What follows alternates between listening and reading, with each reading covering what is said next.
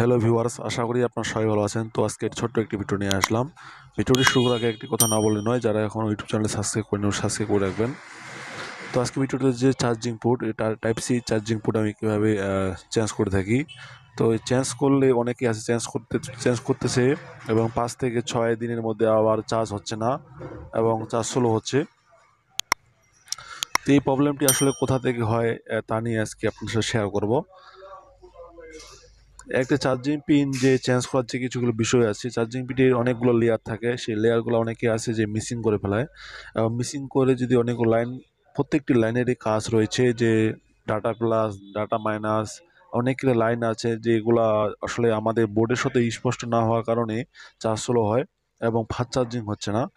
প্রতিটি বিষয়ে মাথায় রাখে এই কাজগুলো করতে হয়। অনেকে রয়েছে গ্রামগঞ্জ মেকার রয়েছে, যারা শুধু পিনটা চেঞ্জ করে দিল, দেখা যাচ্ছে চার্জ হচ্ছে, কিন্তু 5-7 দিন পরে চার্জ স্লো হচ্ছে বা চার্জ কয়েকদিন পরে চার্জ নিচ্ছে না।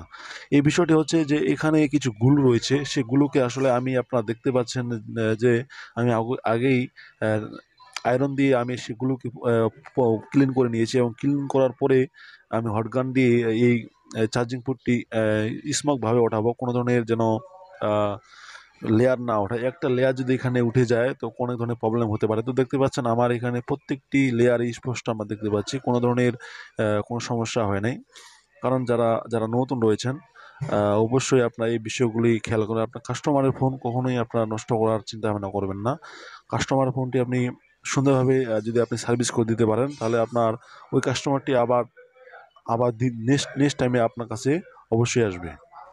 তো এখন আমি সোল্ডারিং উইকের মাধ্যমে আমি যে রাংগুলা রয়েছে সেই রাংগুলাকে আমি এই সোল্ডারিং উইকের মাধ্যমে ক্লিন করব। ক্লিন করার যে যে বিষয়গুলো রয়েছে, যে এখানে আমি যে একটু পেজ দিয়ে, হালকা পেজ দিয়ে, যে দেখতে পাচ্ছেন এই রাংগুলো আমি খাওয়াবো এই সোল্ডারিং উইক থেকে। এই সোল্ডারিং উইকের কাজ হচ্ছে যে রাংগুলা যদি বেশি রাং থাকে সেগুলোকে রাংগুলা কমানো যায়।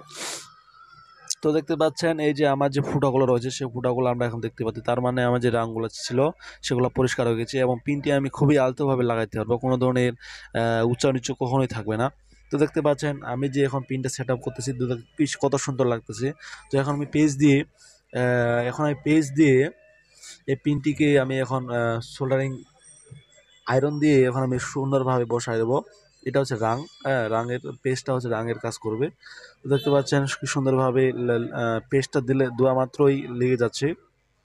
আপনারা অবশ্যই এই কাজটি অবশ্যই ফলো করবেন, কারণ দেখেন যারা মোবাইল স্ক্রিনের কাজগুলো করতেছেন অবশ্যই আপনার ভালোভাবে কাজগুলো করে দেবেন, কারণ একটি কাস্টমার যদি আপনার কাছে ভালো সার্ভিস পায় অবশ্যই নেক্সট টাইমে অবশ্যই আসবে। তো এই প্রত্যেকটি বিষয়ে আপনাদেরকে ফলো করতে হবে। তো এখন আমি যে লেয়ারগুলো রয়েছে সেই লেয়ারগুলোকে আমি জাম্পার করে দিব, হালকা একটু পেস্ট নিয়ে আমি জাম্পার করে দিব। পেস্ট ছাড়া এখানে কাজ হবে না।